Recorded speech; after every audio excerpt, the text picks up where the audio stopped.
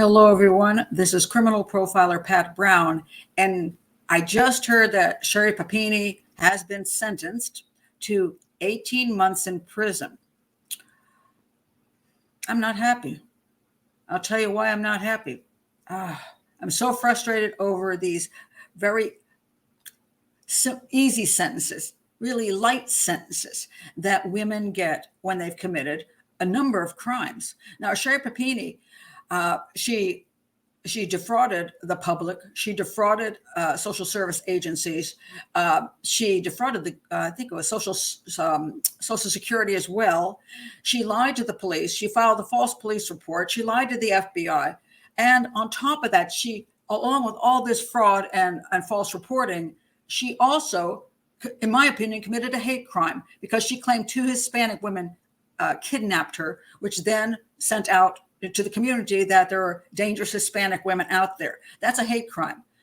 So she only gets 18 months for all of that. And I'm going to guarantee you, she's going to be an angel when she's in prison, and she'll be out by the end of the year, and she'll get a book deal and maybe a Netflix show. She's going to come out of this doing just fine. Now, I want to read what the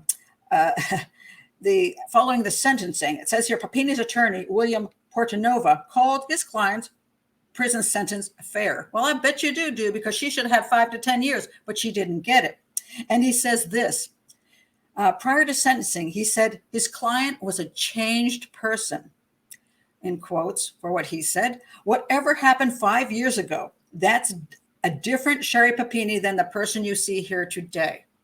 And no, it's not. The woman's a psychopath. She hasn't changed a bit. As a matter of fact, even after she was found to be guilty by the FBI and they already knew what she had done, she continued lying to everybody. So she didn't change right after she came home 5 years ago. No, that's not what happened. She hasn't changed a bit because psychopaths don't change. And it's really interesting when I'm reading some of what the prosecution says about her, like what she did doesn't, the trauma of her childhood doesn't explain this. I'm like, what trauma of her childhood? What was so awful in her childhood that made her this way? As far as I know, what happened in the years before she did this fake thing, this hoax, she had committed other hoaxes. She had lied about other things happening to her. She lied about her family doing things to her. So she's exhibited Munchausen syndrome, which is simply when you claim that somebody has harmed you or you claim you have illnesses you don't have to gain attention. And that's what she's done before, over and over. So this is nothing new. This is part of her psychopathic personality and the way she as a psychopath commits her crimes against other people so she can get what she wants, which is power and control. And I'm going to say when she gets out of prison, she's going to get exactly what she wants because she's going to get so much attention, I'm sure, from the media. So I warn everybody, she should have gotten 5 to 10 years to at least have a severe punishment and to stop other psychopaths from doing this. But let's get into the psychological stuff that is claimed by the defense attorney because it's absolutely ridiculous. Oh, there's another site that talked about how the psychologist couldn't figure out what her problem was. It wasn't quite this, it wasn't quite that. And I'm like, you're a psychologist. Do you not understand Munchausen syndrome?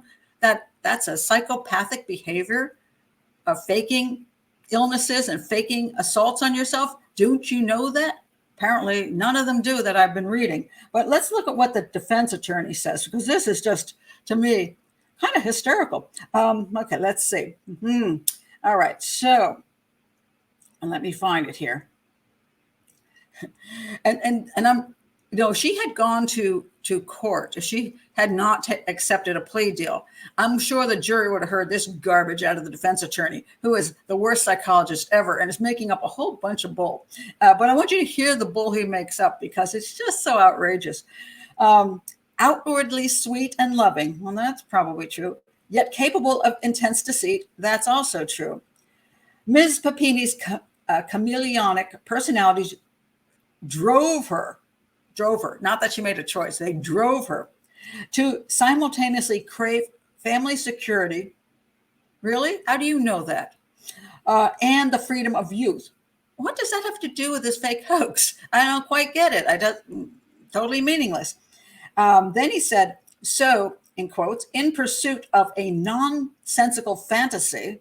No, it wasn't nonsensical. She got massive attention from this. She was getting bored as a mother, she was used to pretend to be the perfect mother, right? And the perfect wife, and she wanted something more exciting. So she staged this hoax that she had been kidnapped. She was this sad victim. And let me tell you, after the kidnapping happened, and I came out and said immediately, the kidnapping, I put quotes around it. I said, this is a hoax. The evidence doesn't support this as a kidnapping. Man, did I get attacked by so many people. That poor woman's a victim. How could you say these things? And I'll link below my original analysis of the case before it came out that it was a hoax, and then my analysis after that. And this is my third show on this, because I really think people need to understand female psychopathy. All right, so in pursuit of a nonsensical fantasy, he said the married mother fled to a former boyfriend in Southern California, nearly 600 miles south of her home in Redding. And then he dropped her off along Interstate 5, about 150 miles from her home, after she said she wanted to go home. Okay. And then, of course, they found her with the bindings, a swollen nose, the blurred brand on her right shoulder, bruises and rashes, which apparently she did to herself. And she also asked that boyfriend, would he beat her up? And he wasn't too happy about a lot of that. But he did throw some stuff at her to hurt her, to cause bruises. And he did do the apparently a really bad brand on her shoulder. So all the injuries were self-inflicted or helped out by the boyfriend. But anyway, the wound, now here's what he says. Now here's more of his stuff.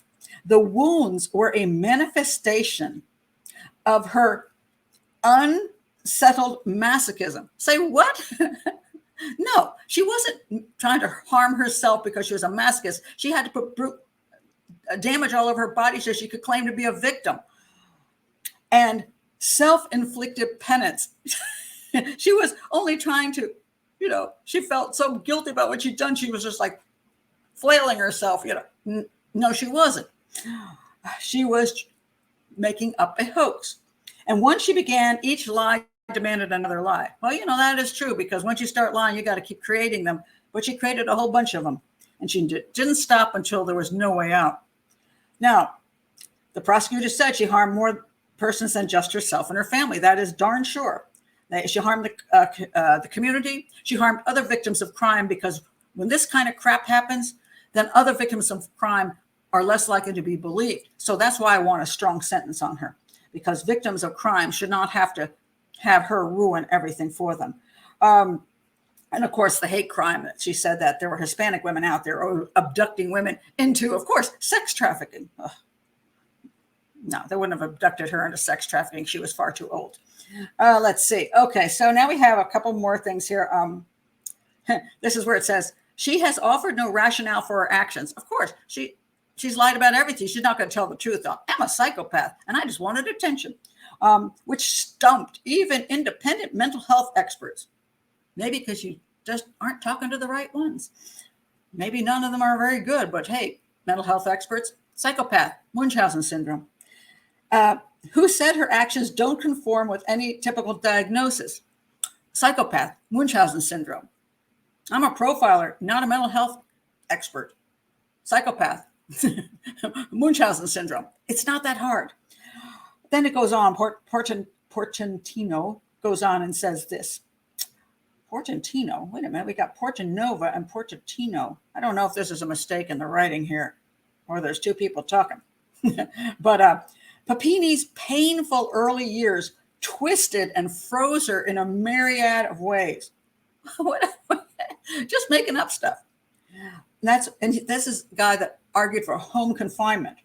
With her deception finally revealed, he said, it is hard to imagine a more brutal public revelation of a person's broken inner self. She's not broken. She's a psychopath, and she will play you again. At this point, the punishment is already intense and feels like a life sentence. Oh, no, it isn't. She's going to play the part. She's going to be in prison. She's going to be the perfect inmate. She's going to get a fan club somewhere along the way. She's going to start saying all of her childhood forced her into this thing, and the misogynism in society or whatever she's going to come up. Who knows? And so it's going to go on like that. So anyway, I'm going to guarantee, I swear, I'm going to guarantee you're going to see she's going to come out of this like a rose, smelling like a rose in about a year. And then people are going to start feeling sorry for her because she's good at playing people. That's what psychopaths do. She plays people, and she's going to play somebody again out there. And just wait for the Netflix movie that's going to be coming out. Anyway, I'm just really annoyed because I wanted her to have 5 to 10 years at least, but that didn't happen. So I'm going to do a 4th video. It'll be an I Told You So video when she gets some kind of big book deal. And so I'll be back for that. Anyway, if you haven't been to the channel before, please do like and subscribe, and check my playlist for other cases I've worked on and talked about and analyzed. And I'll see you next time, and with the 4th video. Definitely the 4th video.